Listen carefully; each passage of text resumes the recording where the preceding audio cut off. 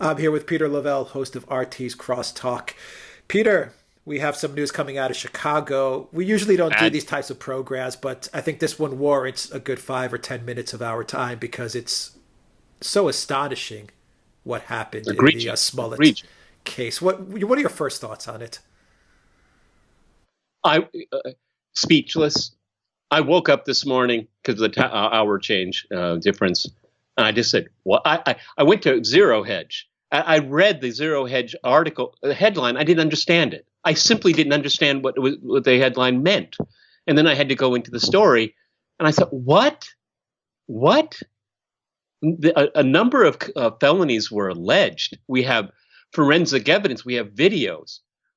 We have a grand jury. Apparently, the grand jury was given just a sliver of the evidence the prosecution had.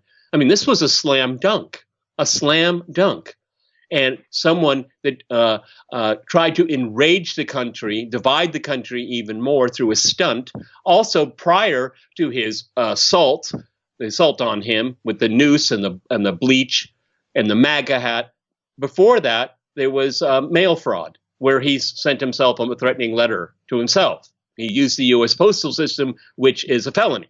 Okay, it's fraud, and so we have very serious crimes alleged, a lot of evidence. I mean, it was common sense, and then seemingly, I'll tell you what it is. When I lived in the Eastern Europe and visited the Soviet Union, it was called telephone justice. Well, maybe it wasn't telephone, maybe it was what's up. I don't know, but essentially, it was some kind of electronic justice where strings were pulled, people were called, pressure applied. This is just simply outrageous. It tells us that there's again, I keep saying, a two-tier system of justice in the United States. Jussie, whatever he pronounced his name. I mean, he is the blueprint, the DNA of privilege.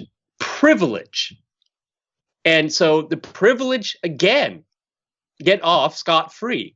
And when I saw part of his statement after all the charges were dropped, he plays the victim card again. What in the world is going on here? You're not the victim, Smollett. You're the perpetrator of a fraud. And you're getting away scot-free because you have friends in power. Who it was, I don't know. We do know for sure that he had close association and contact with Jesse Jackson, because Yeah. he was apparently stuffing envelopes for him or something like that. And so that's what it means. He was If you very have well friends and connected. He was very well if you have connected. friends Yeah. in high places, then you're going to get away with committing crimes. And this crime, what it does is it gives free license to hate crimes. Free license. Because people could say, you didn't charge him. You know, who goes to a Subway sandwich place at 2 o'clock in the morning, freezing Chicago, wearing a MAGA hat? I mean, I think Chicago is pretty democratic. I think. Okay, I know it is. Yeah. So this is a fraud being perpetrated on the American people and on the justice system. I have a question though. Will Jesse go and bring care packages to Paul Manafort and to Mike Flynn when they're in prison? All right, because they committed process crimes. Not in the case of Manafort, but in the case Flynn of Flynn. Papadopoulos, who did 2 weeks. Papadopoulos, Yeah. okay? Because there was no wrong evidence of wrongdoing until they were investigated because of this conspiratorial hoax called Russiagate. But if the reaction at MSNBC and CNN was very telling for them being ideologically possessed the way they are. Their conclusion after all this is that we may never know what really happened. But they're perfectly willing to tell us what happened in Russiagate without any evidence, though in this Smollett case, there was evidence presented to a court. So the double standard. So all I can say now, and I'm going to use it, well, we may never know what happened, because that's the line the liberal media takes. They give a pass to the privileged. Yeah, I hate how the media also said, well, Barr exonerated Trump, so you guys got your victory, and now you have this state's attorney Kim Fox. she exonerates Smollett. That's a, And I'm like, that's a, how are you comparing the that two? is, that is a distinction without a difference, and anyone that would say it is silly. Silly.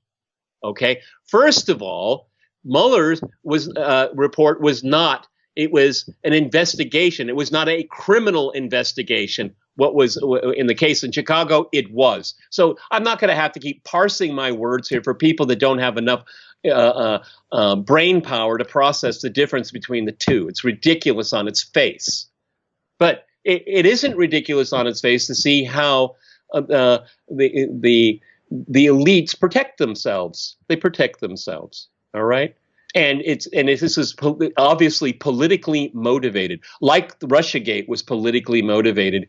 The dropping charges in Chicago was politically motivated too. So in this case, two wrongs don't make a right. It's breathtakingly disappointing, but we should expect this.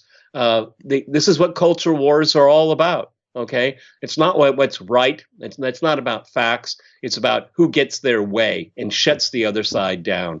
I think the police officers of Chicago have to be stunned. They absolutely must be. Rahm Emanuel was stunned, and he's an Obama guy, a Clinton guy. I certainly hate being on the same side as him, but we are in this case. We are in this case. What does that tell you for Rahm Emanuel to come out? Well, it shows it was.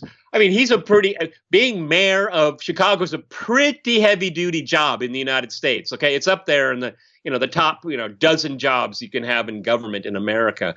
And so if somebody went over his head, I'm not going to name names because I don't do that. Okay, because I don't know. But common sense would tell you. It must be either a powerful force or a constellation of powerful forces, all in their what's up groups, I can do this, I can do that, I'll do this, I'll give this call, I mean, Don Lemon over at CNN brags about being in constant communication with him. So, I mean, he's not shy about it, okay? And he's low on the ladder when you look at Smollett's connections to Kamala Harris, Cory Booker, Michelle Obama, Barack Obama. Tom Lemon is like on the lower end as to where this guy was connected. Look, if this had been shoplifting, okay, he's never had an offense before, his clean record, lapse of judgment, he's stupid. Jails are overcrowded. Okay, slap on the wrist, okay, 50 hours of community service. This is a fraud against the country, trying to inflame race relations, trying to demean the president of the United States. I didn't say Donald Trump. I said the president of the United States. This is a fraud against the media because it was intended to have the media used as a conduit to spread this message. This is not shoplifting. Right. This is a fraud on very, very serious levels here. All right. And so it shouldn't be trifled with here. Everyone watching this and everyone that knows this story should be completely outraged. This is the age we live in. I've been saying this for years. OK, no accountability for people in power, and the people in power will do anything to keep that power. All right. Finally, Peter, what happens next? Does America just forget about this, or? Alex, we'll probably never know. It's just another, it's just a long series of insults, the Kavanaugh hearings, eventually it's the same builds thing. Up, though. Doesn't it eventually build up until the whole thing What it does, 2016 was the election of resentment and grievance. Well, the left keeps it going, and be careful what you wish for on the political left and the leftist media. Be careful what you wish for, because it's going to come right back at you like a boomerang and you'll never know it hit you. Yeah. Peter Lavelle, host of RT's Crosstalk. Thank you very much. Guys, if you like this video, click on the subscribe button down below. Click on that notifications bell to get notifications every time we push out a new video. Visit the Durad shop, buy a t-shirt, help support the Durad. And remember, you can donate to us on PayPal and Patreon. The links are in the description box down below. You can also get a copy of this video in audio format, so follow us on iTunes and SoundCloud. Peter Lavelle, host of RT's Crosstalk. Thank you once again. Until next time, everybody, take care.